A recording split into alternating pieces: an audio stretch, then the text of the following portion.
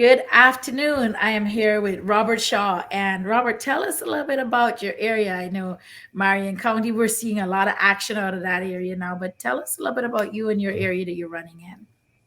Yes, again, my name is Robert Shaw. I'm running for state representative in District 24 here in Marion County. I moved here 2 years ago. I'm originally from Philadelphia, Pennsylvania. For the last 10 years prior to coming here, I was living in the Houston area in Rosenberg, just south of Houston from 2012 to 2022.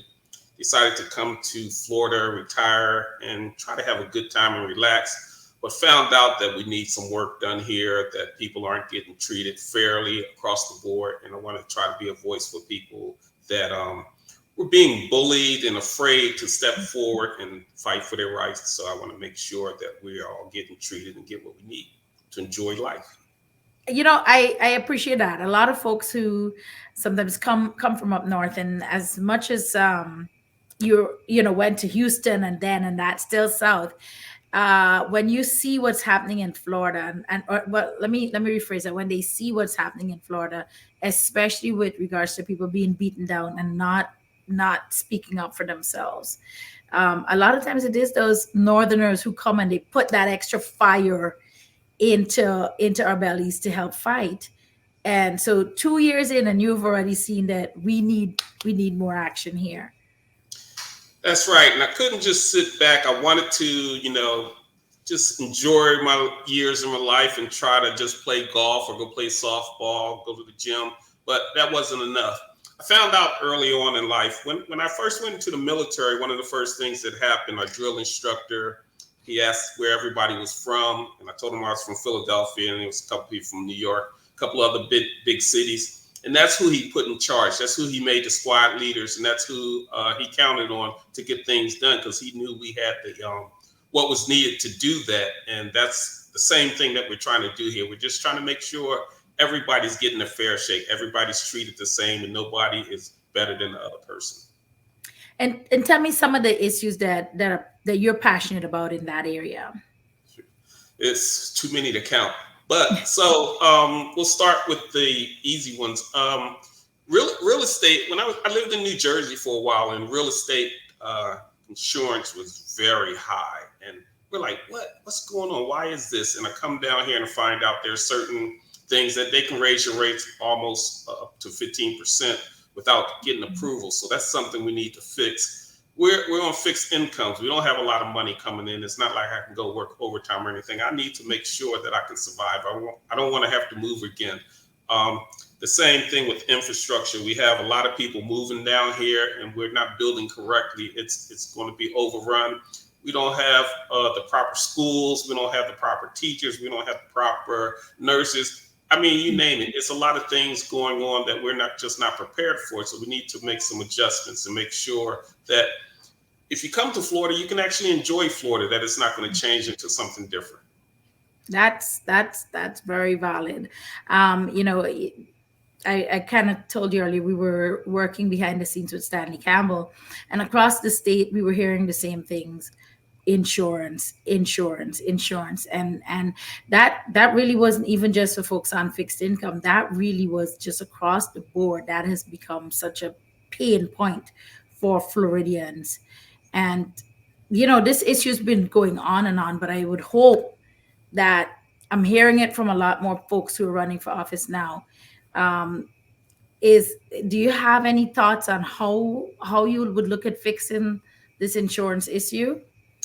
Yes. So the good thing about that is it's not on a party line. So it doesn't matter if you're a Democrat or Republican or NPA.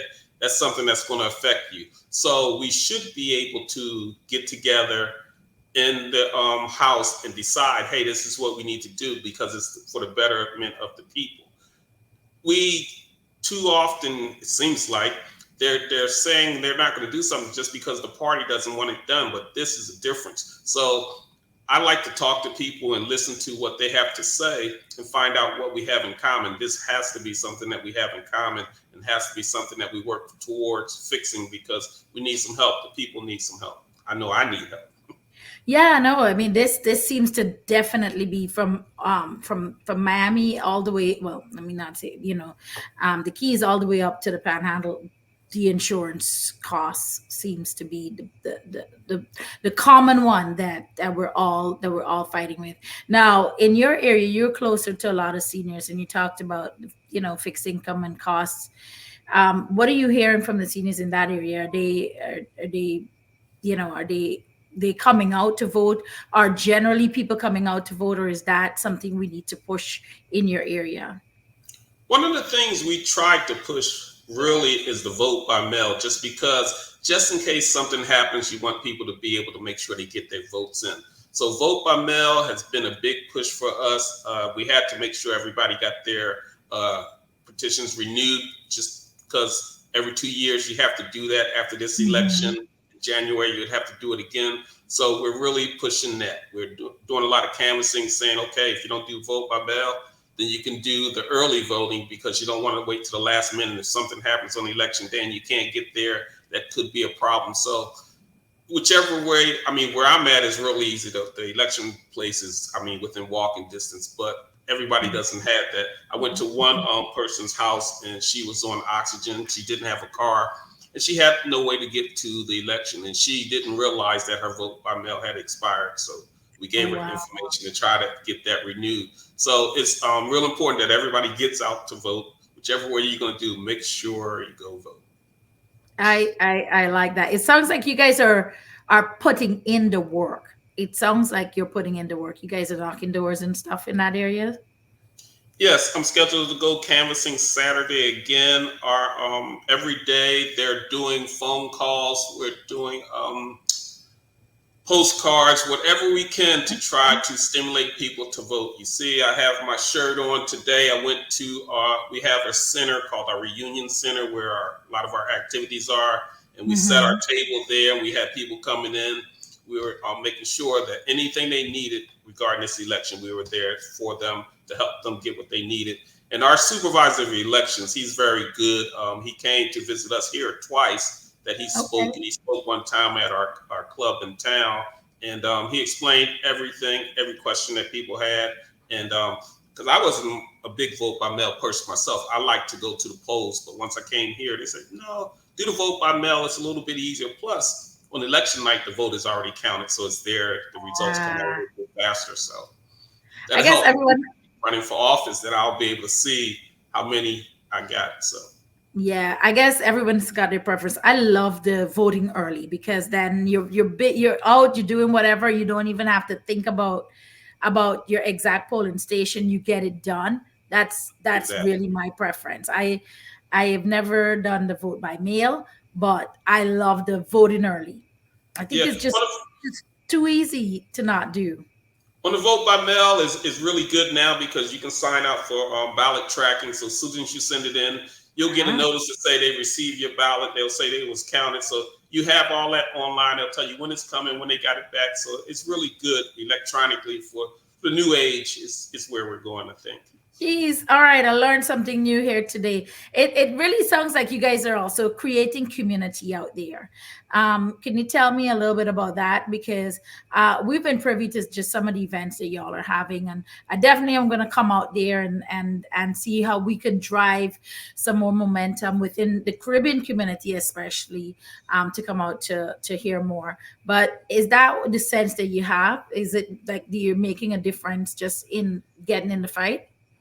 One of our main targets, we mentioned earlier, Marion Oaks. That's where we have a high population of the Caribbean here, and we wanted to target that area just because when we looked at the numbers, the turnout for the elections weren't as high as we thought it should be. So we're trying to get those numbers up. We're making sure people realize that this election is important, not just at the Hmm. top, but all up and down the ballot, because it's going to affect you in what we're doing here in the county. If we don't speak up and do anything about it, it's going to be too late when we see things happening that we don't like. So I like to listen. We got two ears, one mouth. I like to listen to people, hear what they have to say, then try to go make decisions on what we need to do. So when I come to a door from someone, it's not just to get them to vote or vote by mail or vote for me. It's also to listen, to hear what they have to say. So what problems are you having in your community? Where do you think we need some help? So when I go to Tallahassee, I'll have some direction on this is what people need and this is where we need to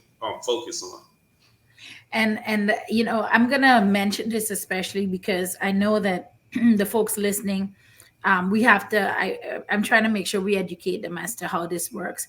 But you mentioned something really important there. You're there to listen so that when you go to Tallahassee you action. This is how democracy works. This is how especially our state rep races work. You are there taking the tone and the pulse of the community so that you represent them and you do your best to ensure that what they tell you are their pain points, right? Right, because it's going to be different in every community also. So one community may be concerned. I know on top of the world they're concerned about apartment buildings going up. But when I go in town, they were concerned about building and a lack of schools or a lack of quality supermarkets. So it's different all over the place. So you have to make sure you're listening to each person, not just assume that they're all going to have the same problems.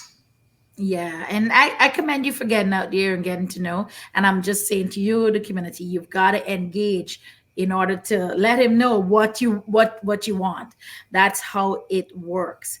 Well, Robert, tell us how we could follow you, right? How and what you need, what you need. I know every candidate needs funds, right? So I'm sure you need fundraising to get messaging out. But what else do you need? That's correct. We need funds. The easy way would be go to robertshawcampaign.com, .com, .org, .net. It doesn't matter. Um, on that, we have, I thought that was my phone. On that, we have a link where you can donate. There's, you mentioned my bio. My bio's on there. I have several pictures from events that I went to. We're going to be adding some more stuff as it comes up. So if you want to contact us, you can do it through the website. There's a link uh, that you can click, and then you can send us an email or info@robertshawcampaign.com. Try to make it easy. It's all the same. Yes. Act Blue is where we accept most of our donations. We do accept checks. You'd have to have an envelope. But if you go to Act Blue or you go to my robertshawcampaign.com, there's a donate button there. But if you go to Act Blue, put in Robert Shaw, look for the 24th district. You can send in funds electronically, and it's very simple. We need help. Basically, we're trying to get the word out for people to vote. We want to make sure they know how they can vote, where they can vote, and whatever they need to get to vote. We want to make sure everybody's voice is heard, even if they're not voting for me. Everyone needs to vote. That's very important because we need to make sure we are making a difference. Mm-hmm. I understand that. Well, I thank you for joining us. We will definitely keep following up with you because we want to do more of these events to ensure that your voice gets out into the community that especially as we said in that area. And the reason I brought up Marion Oaks is obviously in my mind, Marion Oaks is a community that I'm familiar with because I was really trying to think, why did I bring up Marion Oaks? But obviously that's a community that we know that we have to serve, and so we will definitely push this and our upcoming newspaper with a link to these interviews for you guys to be heard in that area. We will I do our appreciate it. part to ensure democracy doesn't die. That's right. That's right. I appreciate all your help. It's been fun. Hopefully, everyone gets a chance to get out and vote, and let's make sure we save democracy. Absolutely. And you have our email address now. You have any events coming up, share it with us so we can share it out. Absolutely. And on the Oh, 28th, we do have an event in town in mhm. Ocala that will be down in town. That's the Yep. biggest thing I have coming up soon. In a 28. couple. All right. I 28th, will shoot. it's a rally in Ocala at 3 to 6 p.m. Okay, we will definitely share it. I'll email you about that and we'll share it out and you will see us there. All right. Thank you. Thank you. Bye. Bye.